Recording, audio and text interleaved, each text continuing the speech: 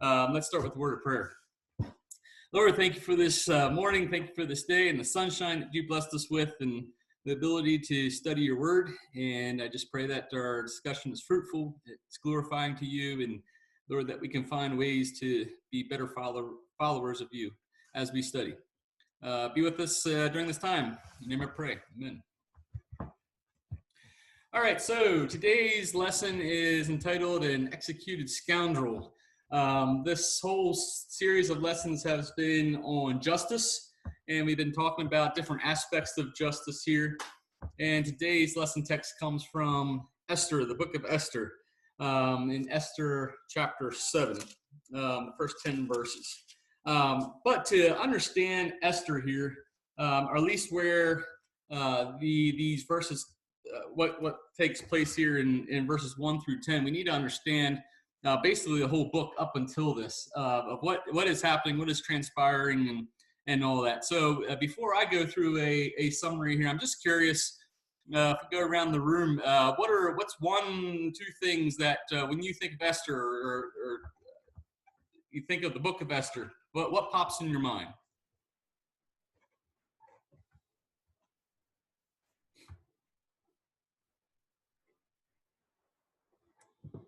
Irony. Irony. What's irony? Irony is fun coincidences working out. You know, things happen at the end that make you go, oh, and are kind of different from what you would have expected at the beginning. Yeah, good.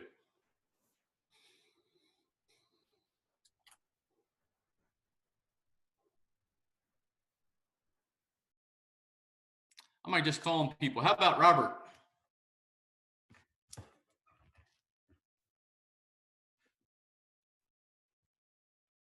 I guess what comes to mind with me is it's almost a made for I don't want to say television, but it's a real good story. Yeah, good. How about Phil? Am I live? Yes. Okay, I figured it out. Way to go, Phil! Yeah, I see someone who's in a very comfortable position jeopardizing that for the good of her people. Yeah, good. Ross and Lana?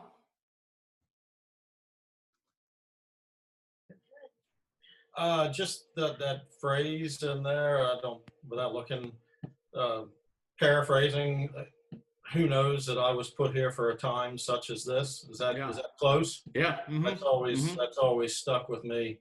Yeah, for sure. Good. Marvin or Sue? Oh, go ahead, Jesse.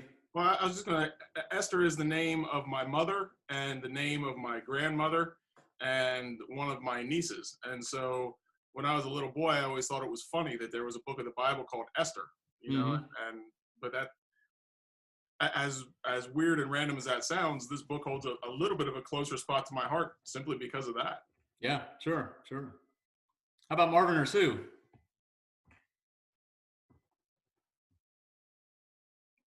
You have to unmute yourself there, Marvin.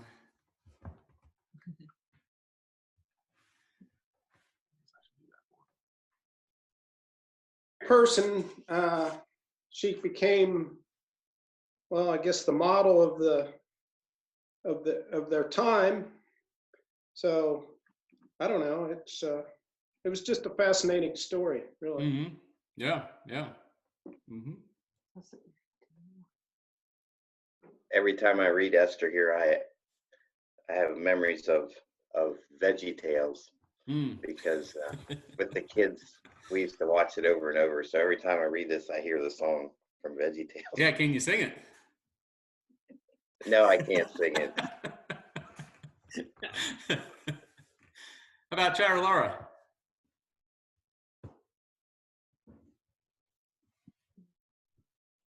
I don't know, it just hits me for, especially in this time, a woman to have so much faith and so much, I think, just being brave to go and do what she was called to do. That kind of sticks out to me because that's a tough situation to be put in, but just her willingness to kind of set herself aside for, you know, kind of what her call to, or her Collie might be, that kind of has stuck out. Mm-hmm. Yeah, yeah, good. Jim or Kathy?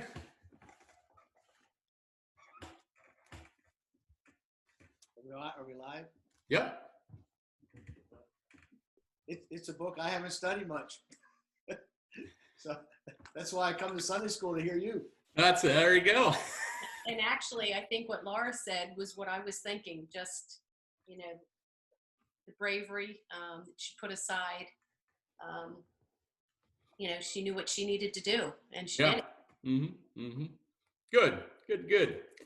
Yeah, there's a couple of things that come to my mind when I think of Esther here, and that is first off, we at LMH we have faculty devotions every week, and my turn was the beginning of March here, so I actually was able to do it live with everyone, and we were in the midst of the quizzing season at the time, and so I picked something from Esther here, and I think it was that phrase there with what Ross was talking about, that Mordecai encouraged Esther that, you know, maybe God put you in a place for such a time as this, and just seeing God work in all of the events that happened in Esther, and thinking back on events in my life, which I can talk about later at some point in time, but just seeing God working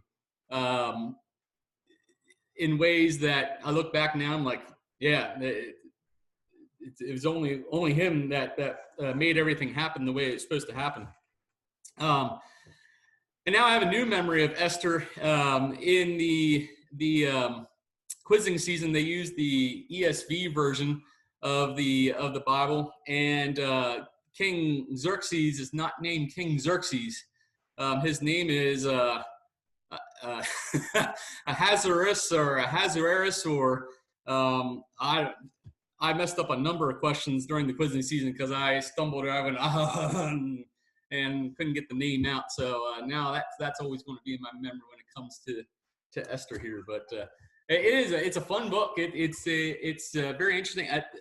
I believe it's the only book of the Bible in which God is not mentioned by name and explicitly, which goes to show that even if God isn't mentioned, God still works, and God still has a plan to save his people and to rescue us as well. So yeah, good. I basically here I just want to go through a summary of chapters 1 through 6, because if you don't understand chapters 1 through 6, the irony, as Jesse says in verse in chapter 7, doesn't make sense. And so I'm going to do this as quickly as I can, just to kind of get us on the same page of the book of Esther. So it starts off here that the Jewish people are still in exile, although some have been able to go back into Jerusalem. So we're in that time period, that transition when the Jews are able to go back into Jerusalem, but there's still a bunch that are still in exile. Esther is an orphan, so her parents die, and she is taken in by her cousin Mordecai. At the beginning of the book, King Xerxes has a queen. Her name's Queen Vashti, and they have this big old feast and celebration going on. The king wants to show off Queen Vashti's beauty. She doesn't listen to him, and that makes the king mad, and the king says, all right, queen, you're out. And so she's out as queen. Another search for a queen is made, and you can look back, I believe it's chapter 2 or 3 there, that talk about how they come for this search of the queen. But Esther is taken into this whole audience of trying to figure out who the next queen is going to be. One of the things that happens during this time that's going to come into our lesson text here is Mordecai tells Esther, when she goes into this time of finding the new queen, to not reveal that she is a Jew and not to reveal her heritage. And so that's one thing here that as she goes through, if you look at that, some of the treatments that they do and some of the food, we can kind of compare that to Daniel. When Daniel was brought in with Shadrach, Meshach, and Abednego, if you remember, then they wanted to give them the best food there, and Daniel says, no, we're not going to defile ourselves. Here we kind of see the opposite happening here. Esther, under Mordecai's advice, is telling her not to make aware that she's Jewish, and so she goes along with all these beauty treatments and food and all that. Just kind of an interesting comparison. Esther becomes queen. She's very beautiful, and the king likes that, and so Esther then becomes queen, and so that's how that comes about. The next chapter, there is a assassination attempt on King Xerxes, and Mordecai finds out about it. Mordecai tells Esther, who then tells the king what's going on, gives all the credit to Mordecai, and Mordecai then becomes ingrained in the king's mind, which then comes back later as well. After this assassination attempt, there's another character that is brought into play, and this is Haman. Haman becomes a high official. I don't know if he's the second in command, but it says that he's put in charge of all the other royal officials, and so maybe he is like the number 2 here of the kingdom. But anyhow, Haman becomes a very high official. And Mordecai doesn't bow before him. And it's not necessarily that Mordecai, the Jewish people would know that you don't bow before people, you only bow before God. It's not necessarily that, but it's interesting in studying about Haman. Haman is an ancestor of King Agag, the Amalekite. Does anyone know anything about King Agag or where that's found? I don't know if that's in the book there or not. It's an interesting story. King Agag is an Amalekite, and the Amalekites were big-time enemies of the Jewish people. Haman is an ancestor of this. It says in the text that Haman is an Amalekite. And if you look in 1 Samuel 15, you find a story here in which God delivers the Amalekites into King Saul's hand.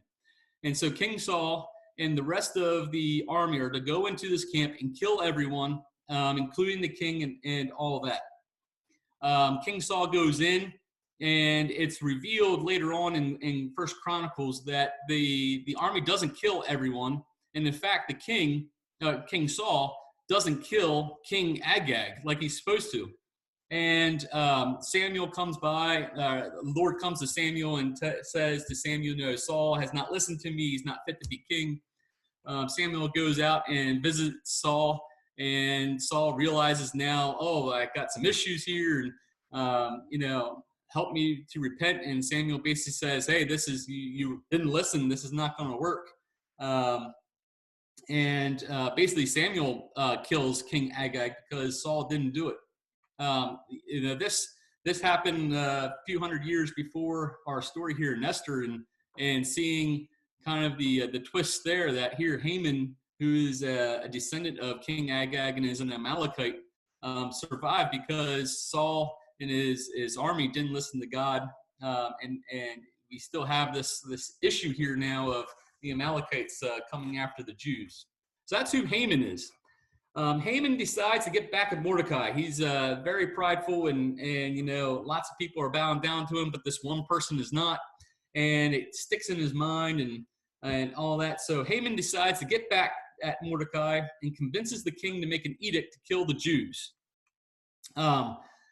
And he does this in kind of a sly way. He doesn't say that he's going to kill the Jews. He just basically says, and I think that's maybe in chapter 4, that there is a group of people in King Xerxes' kingdom who is not following after the king, which is not necessarily true. It's just this one Mordecai who's not bowing down to Haman. The Jewish people up until then are listening to the king and not causing big-time issues.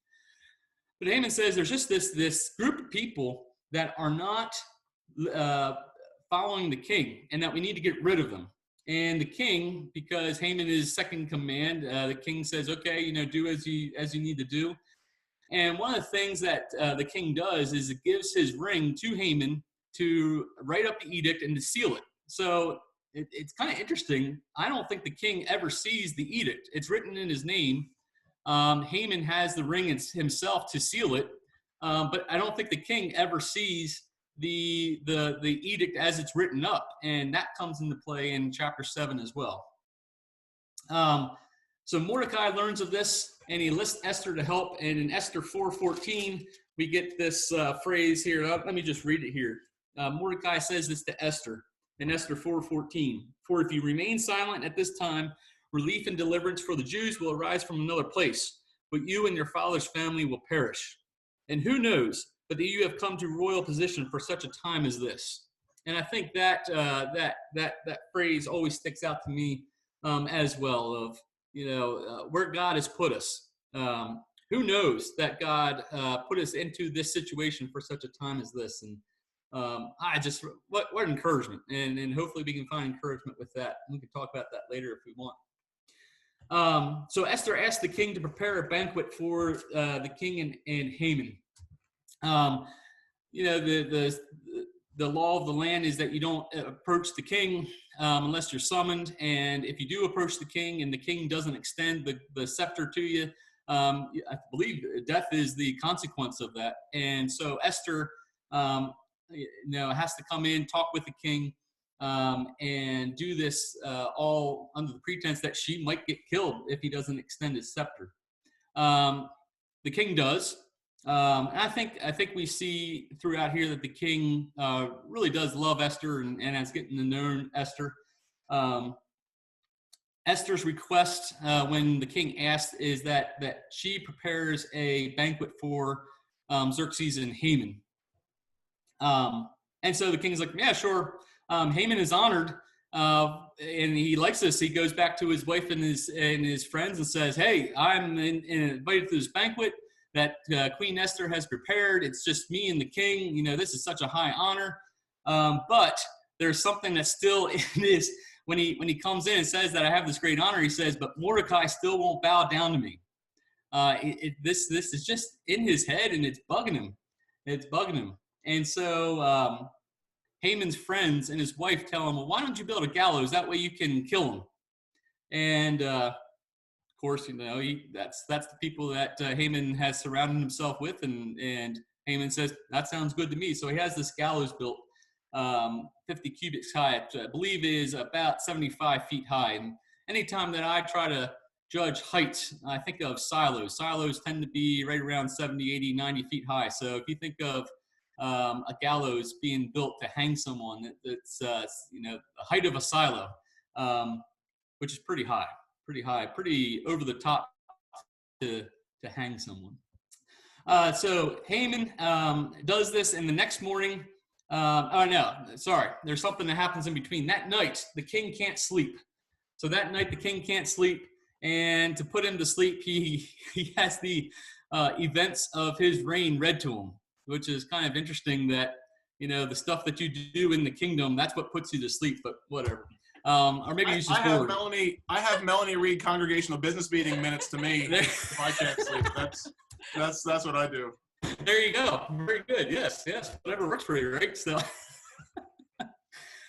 so the king has the events of his life read to, or the events of his kingdom read to him, and they get to the part where Mordecai exposes the assassination attempt, and the king says, "Well, is there anything done for Mordecai?" And the advisors there say, "No, nothing has been done." And so then I guess maybe he goes to sleep. And he wakes up, and in the morning, Haman comes into the court.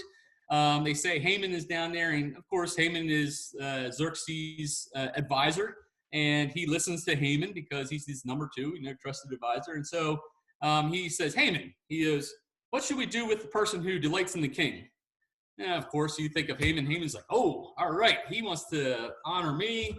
Let's do this. I want lots of cars, and I want lots of money, and I want a big parade, and all this other, modern day times. And he goes on, makes a list of all this extravagance that should be done to the king, the person who the king delights. And what does the king say? He says, all right, you, Haman, you go out and you do this to Mordecai because he kept me from getting killed. And Haman goes back to his friends and wife in grief after he's done this. And basically his wife and friends tell him, well, Mordecai is a Jew and you'll never win against him. So the advice from his wife and friends is you should just quit because you're not going to win. And that was the end of chapter 6. So that gives us up here to chapter 7, right? Very interesting story and all this that going on. So what I want to do here is I want to read verses 1 through 10 of chapter 7, and then we're going to come back and dive into this here a little bit. Before I do that, just in that summary, is there anything that sticks out to you, or other things that you just wonder about? I wonder if the person who recorded this and wrote it all down just kind of sat there chuckling to themselves the whole time as they're like, now wait till they hear about this. It seems like that would have been a fun book to write. Whoever got to be that scribe. I don't recall who wrote Esther exactly, but that I wonder what they were thinking. Yeah. Could be very similar to those of you who remember Paul Harvey and the rest of the story. I could think that, listen to him going on and on, then at the end, the rest of the story is this guy was like some big famous, and yeah. In this time period, names are very, very important. And the history, the history of your name is very, very important. And it wouldn't surprise me one bit. Mordecai knows who Haman is. Mordecai knows Haman's heritage. And I think that's the reason why he doesn't bow before him. But I think it's a two-way street. I think maybe Haman and his wife know the history of the Jewish people and the Amalekites, and that the Jewish people have always won. One of the things that I was thinking of here, and Jesse, you can correct me, but I kind of remember you talking about this at one point in time. The importance of a name. When you first came to media as pastor, weren't there people who came up to you and asked if you were part of the Johnston gang? Yeah, or member for years. Not so much anymore, because I think a certain generation has kind of died away. But yeah, for 6 or 7 or 8 years, just around Oxford, when I would introduce myself to somebody, they'd, most of them it wasn't a real question, but it was always a little bit of a joke. Is that, oh, part of the Johnson gang? And I was like, no, that's with a T. And people still ask me sometimes, well, how do you spell your last name? And I'm thinking, my goodness, how do you spell Johnson? There's only one way.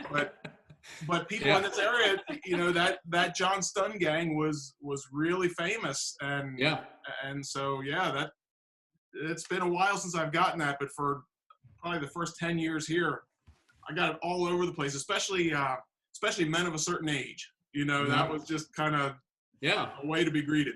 Yeah. And I was thinking of Haman, the Agite here. That I think that same sort of thing. Now Johnston is spelled differently than what you have there, but that connection that people have when they hear it. They remember. I mean, you remember things that happened in the past, and hopefully now I think maybe we've turned the corner. That when they think of Johnson in Southern Chester County, hopefully they think of Jesse and your family and all that, and I hope that that's true and you're making a good name. But Ryan, I mean, in all seriousness though, and I've talked about this before, there was kind of the joking or the negative that came along with Johnston, but there were a number of people, including some at media, who knew my dad because right. Dad worked on their tractors, right. and there were, I remember especially, when I came here, Gail and Mike just loved my dad. He worked on their tractors and they just got along really well. And I got to recognize the negative that went along with John Stun, but there were, I mean, frankly, I think part of the reason why media was willing to hire me when I was 26 and we were just married on it is because there were a couple of people who knew my dad, and that was a positive. And people said, right. Oh, well, we know Bill a little bit, and so it really, I've seen it from both sides. For me, it's been overwhelmingly more positive than negative, but sure. Yeah, those names mean something, just the way King or Stoltzfus, means a certain thing in Cochranville, and, all of you on the screen have experienced that to some degree where you grew up or where you are now, or they say, oh, are you so-and-so's brother? Or is this your dad? Those are the kind of things that I think a lot of us get, or is oh, you look just like your sister, those sorts of things. Yeah, yeah. And so, going back to Ross's question there, I think that, just in our life, in the time span that we've been here, we have these connections with names and history and all that. I feel it's the same thing here. I think Mordecai knows who Haman is, and I think Haman knows his history with the Jews, and there's always, even though you may know, the past, and you kind of how your interactions have happened with a group of people, I think there's still something in us, and especially prideful people, that says, well, I'm going to be different. I'm going to be different. I can defeat Mordecai. I can defeat these Jews. And, him trying to do it and getting some traction, but not seeing it fulfilled. And Haman now having to honor Mordecai. I think it's striking, or it's coming to his advisor and his wife that says, he is of Jewish origin. I don't think you're going to win. So, yeah. I don't know does that answer your question there, Ross, or what do you think? No, that to me is really interesting. It's like, he knew the big picture, and I'm here going way bigger now, saying, the devil knows that he's defeated, yet he's still fighting. He knows so if I can really take a leap and say, I don't know why this reminds me of that, is that, he knew the history.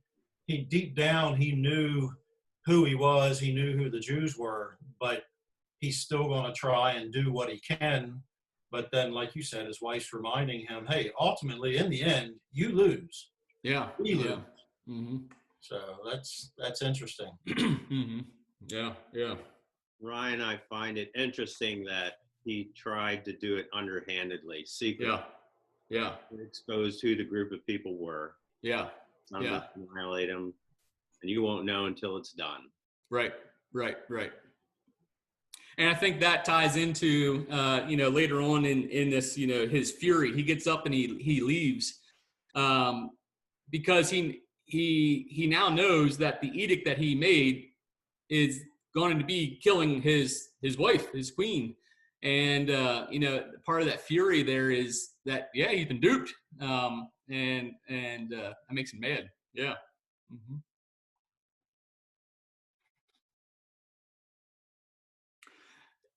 As we look at why, why didn't Queen Esther ask for the sparing of her life and her people's life at that first banquet? There are some things I thought of here. Maybe she's trying to get her courage up as well. And I think, as Ross said, I think this was calculated. I don't think this was oh, he's asking me this now. What do I say? Oh, shoot. I think right now of I like watching The Office. And there's one episode in which Kevin sits on Michael's lap, who's Santa Claus, and he sits down and Kevin says, "What do you want for Christmas?" And Kevin's like, "I don't know. I didn't know you were going to ask me that." And I don't think, I think Esther knew. She had it planned. It wasn't necessarily that the king asked her and she's like, "Oh, I didn't know. I don't know what you're going to ask, and so I'm going to ask for another banquet." I think this is calculated. She knows the system, and she knows kind of how to go about doing things maybe diplomatically, is what we call it here today. And perhaps there's part of courage. I mean, she's looking into the face and preparing a meal for the person who wants to kill all of her people. And, there's a sense of, when you're in the presence of someone like that, you just want to be careful. Well, and Ryan, don't you think timing, when you're getting ready to make a big ask, whether that's a salesperson doing a sale, whether, I think about it with some, like some of the building fund donation stuff that we've done in the last couple of years that I've kind of been peripherally involved with. Like, when you're getting ready to make a big ask, timing is just crucial. Yeah. And, sometimes it's good because this is your only opportunity. Do it now, but there is something to be said when you're asking for a king to spare all of your people. I think there's something to be said for the appearance of, hey, I'm cool and collected, I'm confident, and I'm going to show you that I'm not begging, but I'm going to make a big ask when we've built some trust and some rapport. And I think there's a lot of salesmanship here in the way Esther is really dealing with this, because she's asking a massive thing. Sure. Mm-hmm. Well, and I don't think we can forget too, at the beginning of the book of Esther, things went very differently when Queen Vashti was summoned at a banquet. So, Esther's very aware of what happened at that time. And I think back to kind of what Jesse was saying, she saw how that went, and now she has to ask. I mean, we don't know what the first queen, was she, I'm going to say high maintenance, or did she have a lot of requests? And that ultimately led to her downfall. So at this point, Esther knows that. And I think she needs to, continue to think through previous events as well as, what's going on in the present for her. So I think, that could be part of her move, her plan, and how she thought through this idea of these two banquets. Yeah, for sure. Mm-hmm. There's one other thing that kind of plays in here as well, and I like what you said there, Laura, about she knew about Queen Vashti, and I'm sure there are things that aren't written down that she knew about, and maybe Queen Vashti was one that asked a lot of different things and such. But Esther begins her time within the presence of the king, of being someone who wasn't necessarily very extravagant or didn't ask a lot. And if you look back at chapter 2, verse, I got to find it here. Oh, chapter 2, verse 13. No, it's not there. 15. When the turn came for Esther, the girl Mordecai had adopted, the daughter of his uncle Abihail, to go to the king, she asked for nothing other than what Haggai, the king's eunuch, who was in charge of the harem, suggested. And so basically, she's not asking for lots and lots of different things as she's going in, parading around in front of King Xerxes. She takes the lead on the king's eunuch, who says, she says, what should I take in? What should I do? And so I think she establishes that she's not one to be asking for extravagant things. And then, what that does over the years is sets a tone that, when she asks for something, the king, I think, knows that this is not going to be something that's going to be frivolous or extravagant or whatever, that this is something that's really important. I think we can think about that in our own lives with people. If someone asks for something, the history that you have with that person, that this is something, they just want something extra, or, hey, if this person's asking for something, this person needs it, that type of thing. And so I think Queen Esther has established herself as one of those people who, when she asks for something, this is really important. As she's, the other thing, what she's basically going to do is she's going to expose this plot that Haman has. And part of that is the king has agreed to this. And so she's going to be asking the king to basically undo what he did.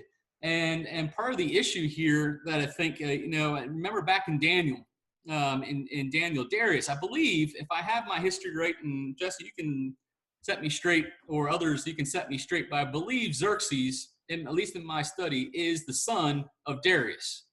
And Darius is the one who got duped into making an edict of, if people don't pray to the king, they get thrown into the lion's den. And Daniel was a trusted advisor of King Darius. Darius, really liked Daniel. And when he made that law, Darius was really upset, because the laws of the Medes and Persians can't be undone, and they can't be repealed. And we know what happened there with Daniel and the lion's den. We have the same thing here. Xerxes is a king in this Mede and Persian Empire, and when something is made and the signet ring and all that, it can't be undone. It can't be repealed. And so it's interesting here that, you know, Esther is asking, her ask is going to be to repeal a law that can't be repealed. And, you know, doing so and trying to get the king to go back on what he made, you know, she doesn't want to implicate the king on this. And that's part of the slyness that Haman developed. You know, Queen Esther doesn't want to say, well, you vile King Xerxes, you're the one that did this. So there's just a lot of, timing, nuance in how to make this ask here that maybe just takes a couple banquets to do. And you know, I think that's something for maybe for us here that, you know, maybe it takes some time to get some decisions or get some asks up and going there.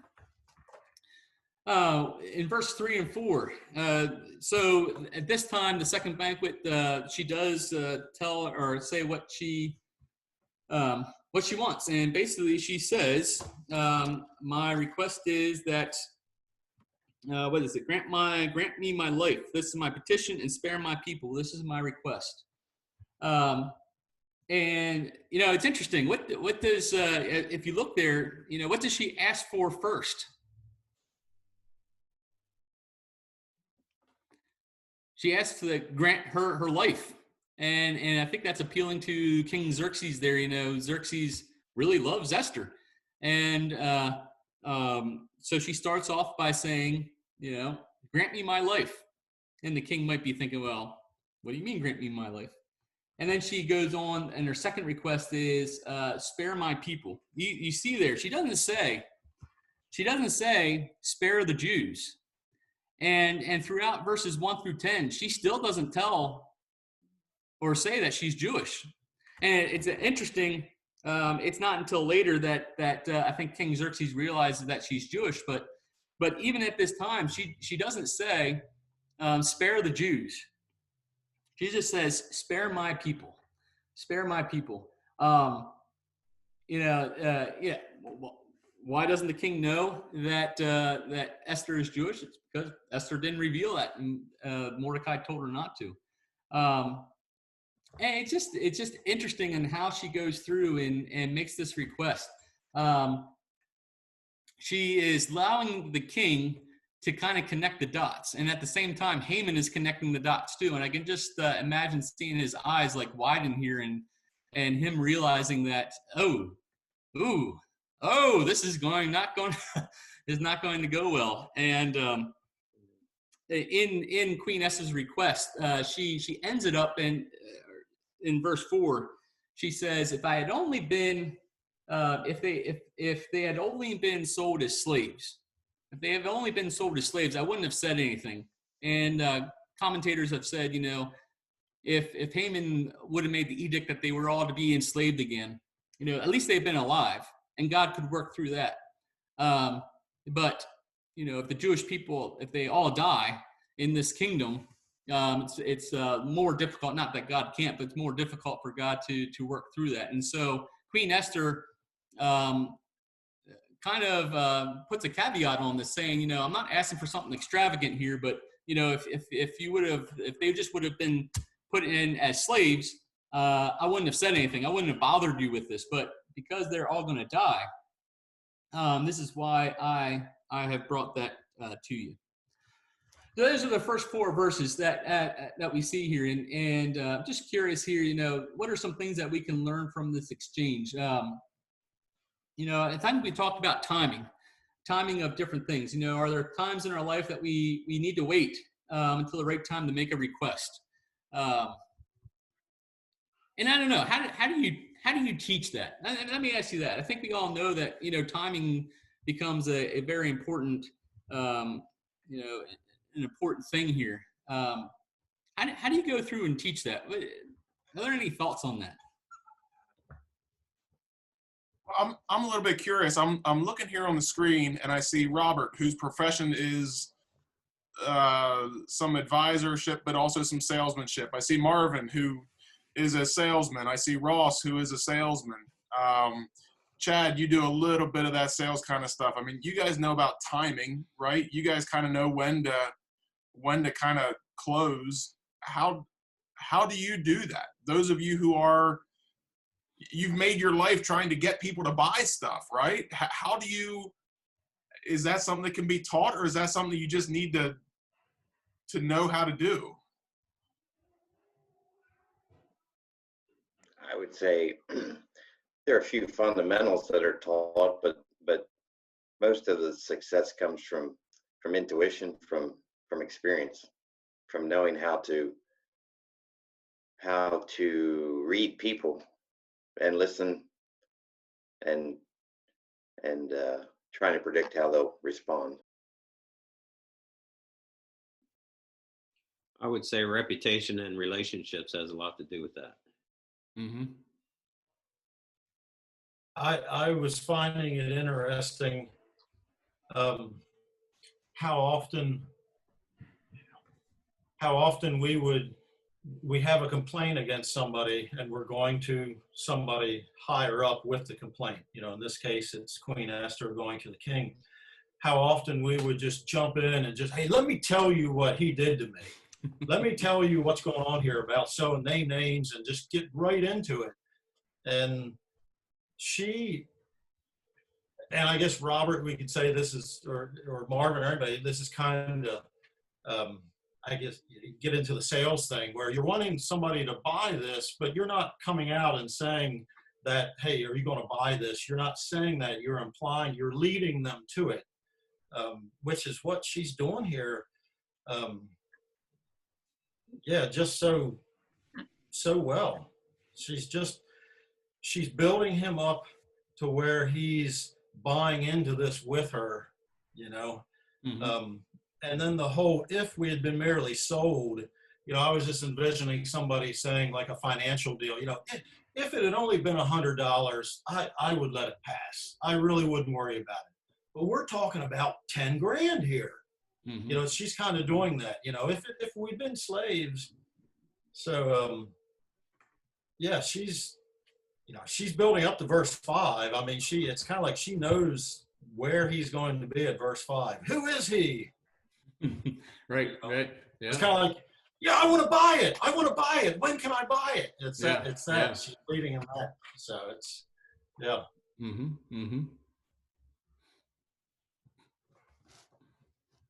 Marvin, were you going to say something? I found that you can tell when a guy's going to buy. Mm-hmm. Sometimes they're just looking, but when they're going to buy, I can sense that. Mm-hmm.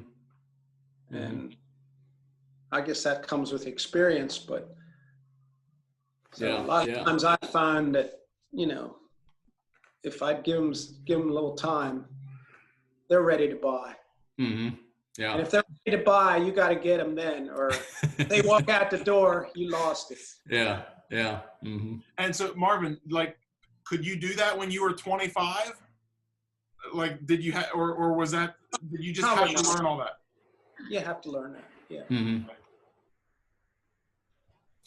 Hey, I'd say here, I've often said to people, I'll let you buy that from me, but I'm not going to sell it to you.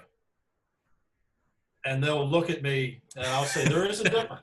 There is a difference. Mm-hmm. Like, I don't really think what you're wanting is what you need, but I can't stop you from buying it from me, but I'm not selling it to you. It's like she got King Xerxes to where she was not selling it to him. He was buying it from her. Yeah. Yeah. It's kind of just, there is a difference. Mm-hmm. Mm-hmm. And think about that, you know, I like the discussion there, you know, when we're dealing with injustices and things, you know, we can become adversarial at the onset. I don't think the ending is as good. You know, you think of two people that are in a fight and going back and forth. Yeah. I really like this here, that, you know, taking the time and one of the things that we do at school is restorative justice type stuff, and a lot of the questions when someone has been offended, we get together and we talk, and we make or allow each side to state how this affected them, and I've been witness to a lot of good that's come out of that when you can get people to talk together and not just yell at each other back and forth, especially when injustices have been going about. So yeah, I really like what you guys have said here of, maybe we can take some direction from Queen Esther here, and when we're faced with injustices or fights or whatever, can we be calm, cool, and collective enough to say the right things at the right timing, and maybe that is a couple dinners that we need to go to, and not just all right away. I like it. Yeah, Brian, taking that into personal relationships, tone of voice and presentation are very important. Yeah. Mm-hmm. People you think you know the best, because if they really know you, your tone of voice tells it all. Yeah. That's right. Oh, that's good. Well, we're halfway done, and I have we'll just keep on going because this is good stuff. Let's look here at verses 5 through 8. All right, we see the king's reaction here, and he's like, "Who is he? Where is the man that did such a thing?" The king doesn't know. Which kind of is interesting here. Why doesn't he know this? And then there are several theories with this. If we look at it's several weeks since this edict has gone out, kings are busy and they delegate, and that's what happened here. He delegated this edict writing and all to Haman. He didn't see the actual edict. He gave the ring to Haman. Go back into earlier chapters here. He basically gave over his ring to Haman so that he could do that. And so the king didn't actually see it, and that's part of delegation. If you have a big ruling empire and things, you're going to delegate. This I think is coming to the realization to King Xerxes that Esther is in this group of people that he approved to be killed. We see here in verse 6, Esther comes about here and finally gets to the point. How does she answer? She points out Haman. It's interesting. You look at this. She doesn't call him her personal enemy or adversary. All right. All she says is it's the adversary and enemy. All right. And I think that's key there, because if she would have said, this is my personal enemy right here, that changes the whole dynamic there. Haman was going after Mordecai because of his own personal agenda. If Queen Esther would have said that personal guy, this is personal because my cousin and I are going to be killed, I think that's very wise in how she goes about doing that. She describes Haman, this adversary and enemy. She describes Haman in terms that apply to the king as well, right? Haman's an adversary and enemy of the Jews, but he's also the adversary and enemy of King Xerxes, because Esther's going to be killed with this as well. And, and that becomes an adversary of the king. And she doesn't, as she's doing this, as she points at all to Haman, she doesn't imply or implicate the king. And so it's just interesting here, this nuance of how she points out Haman with this right here. The adversary and enemy is this vile Haman. The next verse there says, Haman is terrified because I think he now realizes what all is coming about here. He thought he was going to be honored, and now he is facing his death. He's been blindsided. You ever been blindsided by something? How does it feel? Like you just get this deer in your headlight look, and it's just like, oh, that's not good. The king leaves in a rage. Where are we at here? That's verse 7. The king got up in a rage, left his wine, and went out in the palace garden. And I think there are many reasons why this is, and I've talked about this here a little bit before. One is that the law can't be repealed, and so now the king is going out and trying to think through his head and needs some space of, all right, what can I do? What are my options? I think he realizes that Haman abuses power. Haman is number 2 guy, and Haman basically tricked King Xerxes into doing something that if Xerxes knew the whole plan, well, I shouldn't say it. Xerxes didn't know that Esther was Jewish, and so maybe he still would have done the plan. But I think he still feels a slight that this was done in the sly. Maybe he's going out and he's trying to figure out, how can I keep Esther from being killed? He's mad at this, and now he knows what's going to be happening, and he's going out trying to figure this out. And again, it comes back to his most trusted advisor basically duped him, and this makes him mad. Haman has to do something, right? So Haman, realizing that the king had already decided his fate. So the fate's already decided. He knows what's coming, and he's like, I got to do something. He can't run away because that just keeps guilt on him. He can't go out to the king because the king is mad at him. So the one thing he does is he goes and tries to beg Esther for his life. Again, this guy who wanted to kill the Jews, and Mordecai wouldn't bow down before him. He is now bowing before a Jewish woman of all, right, in this time, and trying to beg for his life. And as he's doing this, he's putting off the perception that he is, going to molest her. And the king comes in, and the king is, he was furious with rage, and now he sees what Haman, perceived kind of what Haman is doing here. This is not good. And so right there and then, right, as soon as the word left his face, Haman's face was covered, and he was sent out, and we know what's going to happen to him. So in this exchange, in verses 5-8, what are some things that we can learn? I look at, what can we learn about how Queen Esther outed Haman? What situations in our life can we apply that to? Not making it personal. I think that's one of the things, and being factual, and yeah. There's another question here that I want to ask. Well, yeah. She's dealing with a king who's a big picture king, right? Like, he's delegated stuff. There's things that he doesn't know about what's going on. He's a big picture guy, and she makes the problem a big picture problem. She doesn't just say, "Hey, here's my enemy." I like what you said there, is that this is the enemy of the kingdom, and so she takes the issue to a guy, and she makes the issue the kind of issue that he would deal with, and doesn't just trifle with things. And so I think there's that verse 6 is just striking me the way it never did before. It's the adversary. It's like, this is the enemy. It's not my enemy. It's the enemy. That's pretty cool. Yeah.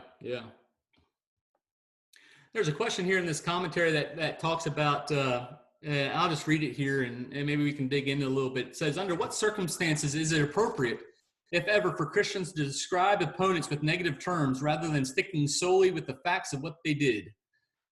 Say that again. Under what circumstances is it appropriate, if ever, for Christians to describe opponents with negative terms rather than sticking solely with facts of what they did? There are a number of texts in the Bible that talk about this, and there's just a few, couple here that I want to bring out that maybe helps us with this. One is in James 4. James 4, verse 11. It says this: brothers, do not slander one another. Anyone who speaks against his brother or judges him speaks against the law and judges it. When you judge the law, you are not keeping it, but sitting in judgment on it. The other one is in Jude 9. And let me get to Jude 9 here. So Jude 9 says this: but even the archangel Michael, when he was disputing with the devil about the body of Moses, did not dare to bring a slanderous accusation against him, but said, the Lord rebuke you. And it's just interesting that there are a number of times here in the Bible of, when you're outing out people, how do we do that? Can we do that in a proper way and not use negative terms that make it personal, but maybe stick with the facts of what they did with that? And I think that is important for us here today as well. The last thing is, that I picked from this section is how important is it to make sure people don't perceive we are doing something that we're actually not doing. Ephesians 5 verse 3 is what came into my mind when I was reading this, and let me read Ephesians 5 3. It says this: "But among you there must not even be a hint of sexual immorality or of any kind of impurity or greed, because these are improper for God's holy people." We see Haman, he's trying to beg for his life. He's not making a move on Queen Esther or anything, but that was what was perceived in his actions. And that just added fury to the rage that the king was feeling at the time. And I believe Ephesians 5:3 is there for an important reason, that, as we go through and do daily things, the words we say and the actions of very aware of how maybe those actions and things are being perceived with that. The last two verses then here in 9 and 10, we have the Harbona is one of the eunuchs. He says, "Hey, there is a gallows out here that Mordecai built, or Haman built for Mordecai." And the king says, "Hang him on it." I just look at Harbona, and I'm wondering, he's a trusted eunuch, and is he sitting back and he sees everything, and he's just waiting for the time to do something to Haman. And, he can't do anything because he's just a lowly eunuch. He's not necessarily anything in power, but now he can do it. And he's seen what's going on. And he goes, "Hey, by the way, there's a gallows out there. Let's do that." And it just makes me chuckle a little bit. And the result here is Haman dies on the gallows. We end here with the king's fury subsides. And the rest of the book then talks about how King Xerxes rectifies the situation. There's another edict that goes out that says that the Jews can defend themselves against anyone who tries to kill them. And Mordecai is put, I don't know if it's in Haman's place or at least in the king's service there. And in chapter 9, we get the celebration of Purim established. This is where this celebration for the Jewish people comes from. So what are some things here that we can learn from this last two things, right? Evil will not go unpunished. And I think that's been a theme of this whole text here, these lessons in Scripture, that, evil's not going to go unpunished. There's a couple of Proverbs, actually, I won't be going over that. Proverbs 11, 5, and 6, since it's on the recording, if you look at that, Matthew 7, 1 and 2, are things that really apply to this lesson here. And it's interesting. There was a question that came up in the commentary of how will we know when celebrating an enemy's defeat is appropriate? And we have here in Esther 8, verses 15 and 7 through 17, the Jewish people are excited and they're celebrating. And of course, the Feast of Purim is when Haman was defeated. But then you have in Proverbs 24, one of the things here for us to look at, Proverbs 24, verses 17 and 18, says this: "Do not gloat when your enemy falls. When he stumbles, do not let your heart rejoice, or the Lord will see and disapprove and turn his wrath away from him." And so it's just interesting here. Is there a time to celebrate an enemy's defeat? And in the Bible, I think there are times when it was appropriate and times when it's not. I want to end here then with just a couple things here. First off is God is at work all the time, even if we don't see it and even if we don't acknowledge it. Esther, God's name is not mentioned at all, but God was working. And, you look at some of the things of how God worked. Why did Xerxes have a sleepless night that one night? Why was Mordecai at the gate at the right time to hear different things? I think that phrase that comes back from Esther 4, God may have put you in this position for such a time as this, is hugely encouraging, because we may find ourselves at times in places where we don't want to be. And I think it's encouraging to know that God is working in all situations, and there is a reason why you're where you're at. We are imperfect servants serving God, and I think we need to avoid two extremes, thinking that confronting evil is all up to us and thinking that confronting evil is all up to God. The two extremes. We need to be in the middle there. There are times where we need to play more of an active role, and there are other times where we may have to let it up to God and His providence to do that.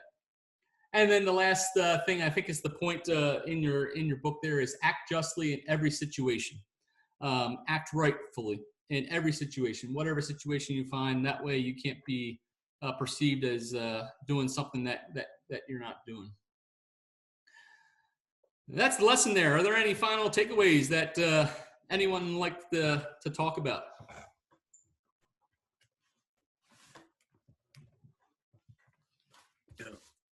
The one thing that, and you're going over kind of the summary of what happened before the lesson.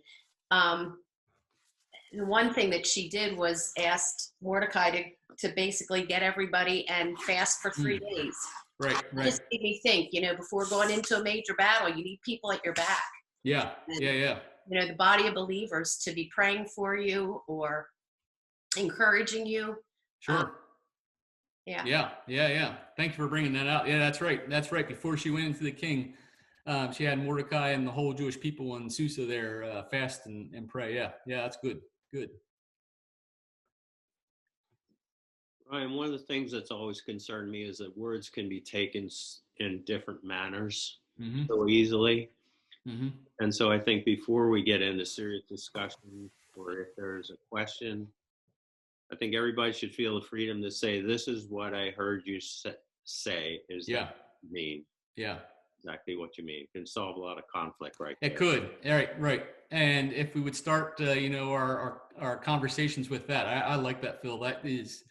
That's huge because, perception is reality. And if I hear something and I think that's what you mean, and I don't give you a chance to respond to that, that just breeds more and more conflict. In this, the final straw that broke Xerxes' back was the perception that Haman was going after Queen Esther, and that wasn't what happened. But we see that rage breeds rage, and fury breeds fury, and if we don't communicate well and allow each other to say what it is that I actually meant, that can cause more problems down the road than the original problem. So yeah.